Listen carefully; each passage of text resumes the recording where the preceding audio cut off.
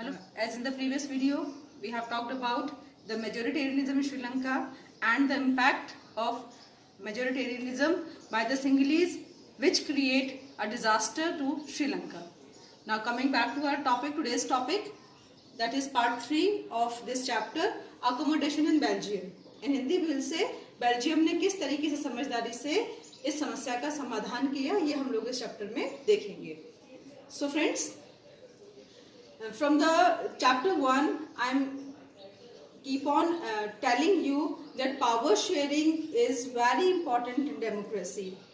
When power is not shared between the society and communities, it can create a chaos, a disaster, as we have seen in Sri Lanka. But Belgium was far very intelligent. Belgium was very clear in all these regards. So what Belgium had maintained in the society, what Belgium adopted the path was really a great way to sustain democracy in any country. The Belgian leaders took a different path.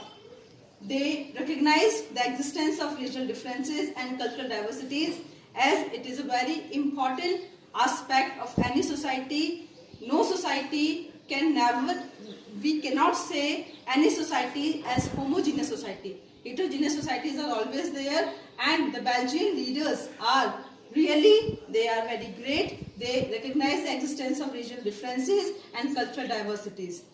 So in this regard, they formed a new constitution, which took a really very long time. They formed their new constitution, and it took 23 years, 1970 to 93, in which they carry on, in which they, the Belgian leaders form a new constitution, which took a really very long time, 1970 to 1993. In this, they amended their constitution 4 times.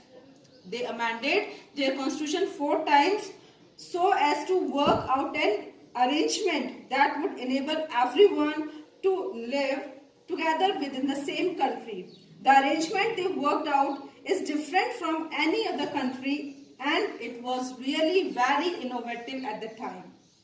So I would like to discuss you about what they had, innovative idea they had practiced in their country, which enabled their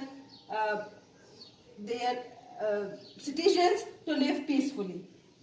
So Constitution prescribes that in the central government, let me tell you once again, according to the Constitution, the central government will be comprised of 50% Dutch and 50% French speaking community. So here no one is in minority and no one is in majority.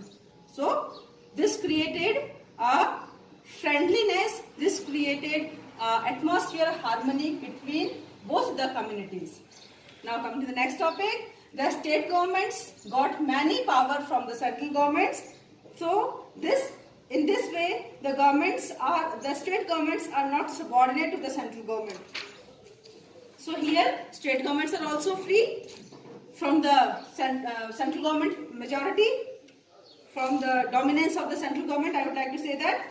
And the third, they created a very specific, very innovative idea that the Brussels, the capital city of Belgium, Brussels, also have a separate government, and in this government they also have the equal representations of both the communities, Dutch speaking and French speaking communities.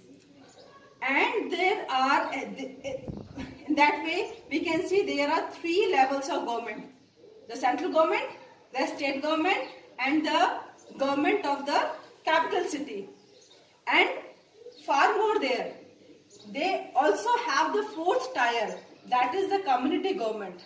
And the community government is very much important for them, because this is the way they can reduce any chance of strainment, any chance of disagreement between the groups, between the 3 language groups. So community government was based on all the three languages, that is the Dutch, French, and 1% who speaks German. So all the three communities who belongs to the different language groups, they can elect their community government on the basis of their own language. So there is no majority, there is no minority in the Belgium. Belgium really have adopted a very innovative method to sustain peace in their society.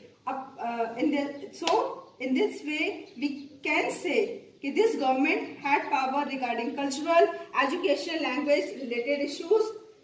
So all these system of Belgian government really worked, and they all live very peacefully. There is no any single case of resentment between all in these communities. So all they live peacefully after that. So here we can say that when power is shared among different groups equally, and when there is no majority or minority. So friends, here you can find the Belgian model was very complicated. Although it is very complicated, but it really worked for Belgium. But these arrangements have worked well so far. They help to avoid civic strife between two major communities and a possible division of the country on linguistic line. When many countries of Europe came together to form the European Union, Brussels was chosen as its headquarters. So in this way, we can see the accommodation in Belgium was really an innovative idea. Thank you.